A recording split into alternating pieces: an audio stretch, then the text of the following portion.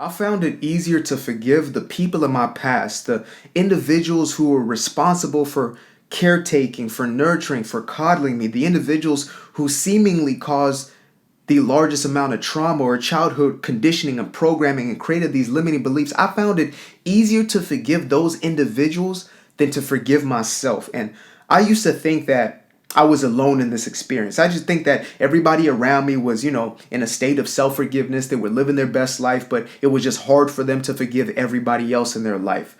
But then I really started having the conversations. Then I really started unpacking with my brothers and sisters, with, my students, my clients, my followers, etc. And I started realizing a pattern that self-forgiveness is oftentimes the most difficult aspect of the healing journey for just about all of us. And it's not because the execution itself is difficult. It's not because the steps to take are difficult. Just like if you're losing weight or trying to lose weight, the steps aren't what's difficult. It's the internal dialogue, the conversation that's going on within. It's the belief systems we hold on to that are holding on to us. And so I really had to start unpacking, why was it that in some cases I could let go of somebody else, but I would hold on to myself. I would continue to beat myself up for the same thing time and time again. I would keep myself in this cycle of this limbo. Like it felt as if I was living the same experiences over and over again, and I couldn't shake them and I couldn't let them go because I felt that the harder I held on to them, the closer I held them to my heart, then the more justified I was or the more righteous I would be, that if I beat myself enough times, then I would be purified. That was a belief that I held, and I've now come to realize that this is a belief that just about all of us experience at some level. You see, I could easily just tell you the formula step by step of how to forgive yourself, but you can go and find that anywhere else, right? You can look up how to forgive, 10 steps how to forgive, etc. But what I'm really here to unpack is the core aspect. It is 80% of the work done.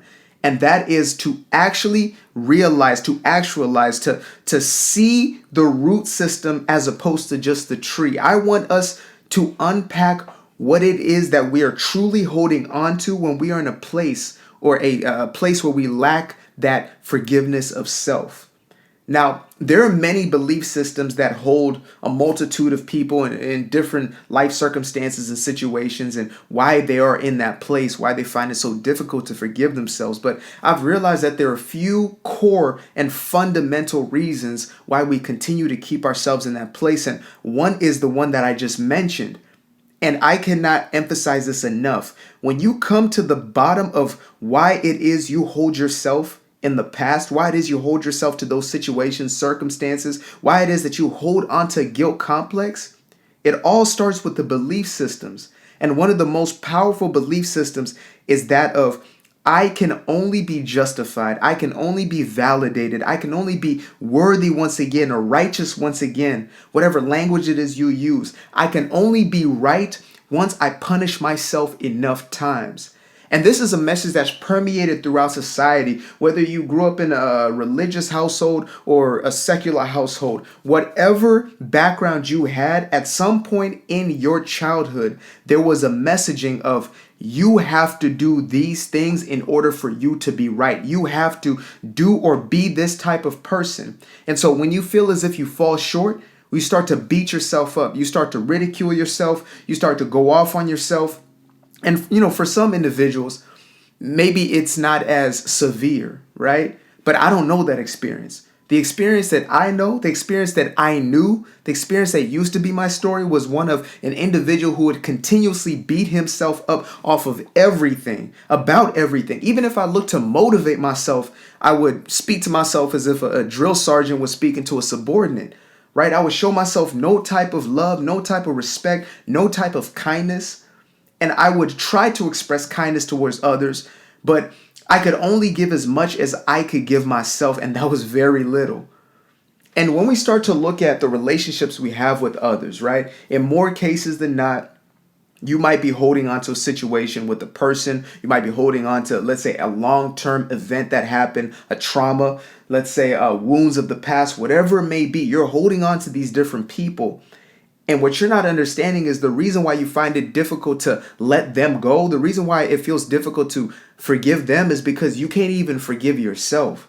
And what you cannot do for yourself, you definitely cannot do for another. Yes, that's a cliche, but it's a cliche for a reason.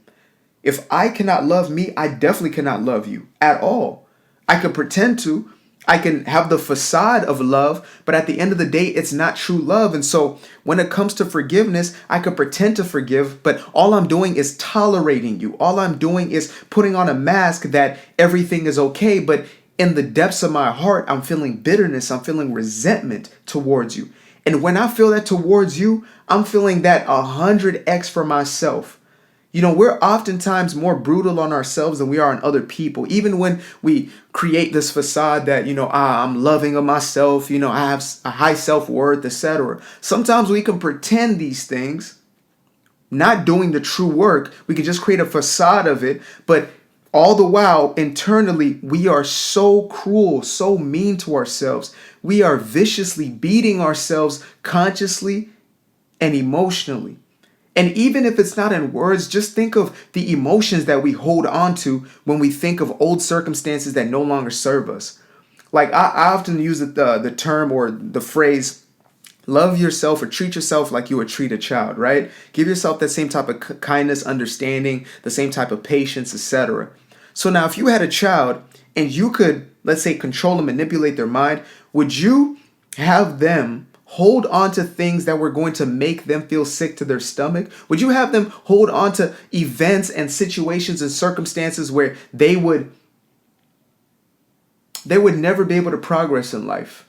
They would stay stagnant in the exact same negative cycles and the exact same destructive cycles time and time again. Now, my guess is that you would not. My guess is that you are more humane than that. My guess is that if you had a child, a toddler, an infant that you were responsible for, you would pour as much kindness, as much understanding when they're learning how to walk or learning how to do the basic things of life. You would be there to coddle them. You would be there to gently guide them. And when they fail, you would encourage them. You would inspire them. You would be patient with them. Now imagine treating ourselves in that very same way. And for me, I no longer have to imagine because I've taken myself and continue to take myself through the process and the journey of letting go and shedding all those old things, all the things that I was holding on to for too long. And I don't have to necessarily know your story. I don't have to know exactly what it is you're going through at this moment, because nothing we are all going through is different. We all feel the same emotions and experience the same experiences. It just looks different circumstantially, right? The condition might look different on the outside, but what we experience internally is the same. And so when it comes to this thing of letting go, of truly forgiving ourselves, again, we have to acknowledge the roots of what are the beliefs that are truly keeping us there. And one of the main ones is the one that I just mentioned, which is believing that if we beat ourselves up enough, if we hold on to this thing and let it torture us enough, then we'll be validated or good enough. Yet that is the absolute opposite. And therapy plays a great role for many people, and I think it's a valuable tool. However, in many circles, especially within the space of therapy in this modern age, there is the reliving of situations without the actual remedy of the situation, right? There is no, okay, once we've gotten to the depth of it, we've unpacked what it is that happened, which is important to, validate. Yes, these experiences are things that did happen, acknowledge and accept how you felt in the experience, etc. But then there has to come a time when we now say, you know what? I'm no longer going to hold on to these things. I'm no longer going to let these things permeate. I'm no longer going to let these thoughts, these emotions persist, because that's all it really is at the end of the day. Every memory is stored within our thoughts and our emotions. Yet we are also the ones who are put in charge of our thoughts and our emotions. We can transform and transcend our thought life and our emotional life, which then projects out as our physical life, our physically manifested life. And it is only us who is put in charge of that. It is only us who has authority. We're the only ones who can write our story. Nobody else can do it for us. People can influence us. People can suggest to us. People can seem as if they are forcing us, but nobody can actually make you do anything. Therefore, the second belief that you must come to terms with is that you are the one in charge. You are the one who has authority and power over this thing. Many places and spaces, they'll tell you that you have no power, that you're powerless. They might not say it like that, but they will basically put it in somebody else's camp. They'll say that that person needs to apologize, or they need to create closure, or whatever it may be for you to feel justified. Or they may say that this thing is unsolvable, unfixable. You're going to live with it for the rest of your life. And I don't prescribe to that, because I know that you are powerful. I know that you are powerful beyond measure. I know that what God has placed in you is something that you can't even fathom. You can't even fathom an iota of how powerful you truly are.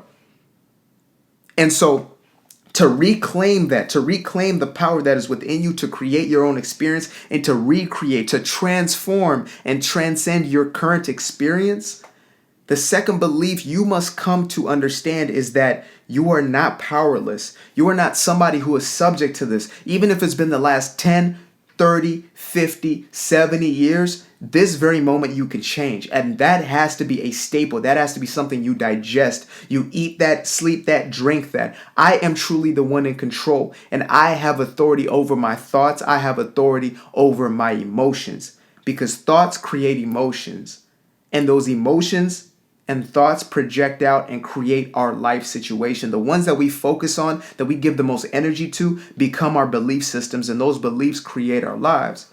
And so when it comes to forgiving ourselves, we have to know that we are in control in order for us to then take the steps necessary to forgive ourselves. Now, the third is you have to come to an understanding that on the other side of forgiveness is freedom. You have to come to this understanding. I'm going to be repetitive on purpose here, because I want these things to truly seep into your subconscious mind, and they will, right? Even listen to this video a few times if necessary, but these ideas will eventually become so grounded in you that they'll become second nature, right? This is really the process of creation. So you have to accept, completely and absolutely accept, this very statement, this very truth, is that, first of all, you are truly in control of the situation and circumstance. And then secondly, is that on the other side of forgiveness is always freedom. Always, always, always. When you let go of the thing that you've been holding onto, it may seem as if it is the most frightening thing that you will do, the most frightening experience. It may seem as the absolute unknown, the unrecognizable. Yet that unrecognizable is always freedom. It's a freedom and a peace that you can only understand once you accept it, or once you step into it, right? Which is the true acceptance of it, which is living it out. Understand that there is a greater prize than you can even fathom. Like whatever it is that you're looking for out of forgiveness, it's that times 1,000 times 1,000 times 1,000. It only gets better and better and better. I promise you that. And the reason why it's so important to digest this belief is because oftentimes we hold a belief that me not forgiving myself for holding on to unforgiveness, holding on to these resentments, bitternesses, etc., we believe that it's serving a purpose, a higher purpose, or it's serving our best interest. And I promise you, you're settling for crumbs when life wants to give you the entire bakery. And so the way you liberate yourself and truly live in that freedom is by making the decision that it matters more to you to live in that freedom than to live in this bondage. Because some folks want to stay slaves. Some folks are so used to being slaves and eating slave food and doing what slaves do that when they see freedom, they can't even recognize it for what it is.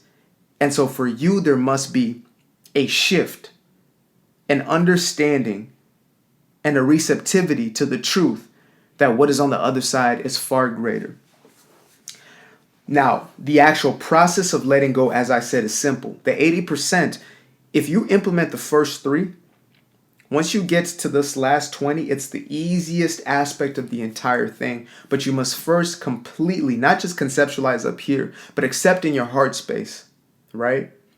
And now once it gets to the actual process of forgiveness, it is a simple process. Because when it comes to forgiveness, what we're really doing is we're letting go of the old memory. We're releasing the old thought. We're releasing those things that have passed. And we're allowing ourselves to experience the present moment where everything is happening, the present moment where the new is unfolding continuously and all your desires and your blessings are literally being made manifest, but they're usually blocked by that unforgiveness. They're usually blocked by that feeling of undeservingness or unworthiness that is attached to that unforgiveness. And so when it comes to the actual execution and the process, it comes down to making a different choice each and every time you are met with those thoughts. So when that experience comes up in your mind, you have two choices. You either feed that thought or you starve that thought and you feed another thought. It's really that simple. Once you become self-aware, I promise you, it's like the light switch on. And if you're watching this, you're probably somebody who is coming into complete awareness of yourself. And you'll start to recognize your thoughts more and more. And at that point, you get to start making new decisions. You are literally becoming a new person in real time. You are choosing one thought over the other. You're not forcing the other one out. You're not giving it your attention. You're not giving it life force anymore. And the most powerful practice I've used for this complete self-awareness and disattachment or objective looking at my thoughts is meditation. Meditation has been practiced throughout time for a reason. It is absolutely emptying the vessel and receiving truth, receiving the word of God, receiving the light at that very moment in time, allowing yourself to see your life objectively and to make a conscious decision of which thoughts and which emotions you're going to feed and which ones you're no longer going to empower. And I promise you again, once you make the decision that this matters more than anything else and that you truly are the one in control and in power of this, it becomes an easier and easier process. It becomes a part of your lifestyle. And I know sometimes it seems as like, okay, maybe I'm doing that, but it's not working. When you make a decision, it means there's no going back, which means this is your lifestyle. And when something is your lifestyle, it's like going to the gym, right? If going to the gym is your lifestyle, that's what you do. Those are the choice to go to the gym is already made. Your decision is that I'm a person who's in shape. Then the choices of going to the gym and eating healthy, etc., are already made for you. Therefore, when old thoughts creep up, because they're just habits, old thoughts are just habitual. You're creating new habit forms psychologically. When you have that opportunity, you choose a new thought, a more empowering thought. And I can't choose the thought for you. I'm not there in real time, obviously. But you know which thought feels better. You know which thought is more empowering. And the way in which you know which one is empowering is by how it feels. Your emotions are real-time receivers of what you're thinking. So if something is disempowering, you feel negative emotion. Something is more empowering, you feel positive emotion. So continuing to choose those thoughts that are connected to the positive emotions are bringing you deeper and deeper into an experience of self-forgiveness. You're making forgiveness of the self a practice. Again, that's why most people would say, oh, I forgave this person, I let go, but they continue to rehash things and go through things because forgiveness is a lifestyle, and it is a beautiful lifestyle. It is not a lifestyle of letting people walk all over you or being stomped on. As a matter of fact, it's a lifestyle of living in your true power. Living in your true power and not allowing the outside world to affect your inner world, but instead taking control by letting your inner world create your outer world intentionally. And the only way you can do that is by making that decision. First and foremost, you must know that it is worth it. So holding on to this belief that beating yourself up is going to serve you must be eradicated. Number 2 is the full acceptance that I am the one in control of my thoughts and my emotions. And number 3 is that there is greater freedom always on the side of forgiveness than not. And that's a truth you've already come to know. That's why you're here in the first place. Now, if this has been of value to you, make sure to subscribe to the channel. I appreciate you for taking this time. Make sure to keep up with all the content. We've got amazing stuff coming out this year and the years to come. And I promise you, this is going to be a heck of a ride for all of us. A beautiful awakening, a beautiful coming to ourselves, and truly connecting to that inner power that was given to us before we even came onto this planet. I love you. I appreciate you. Peace.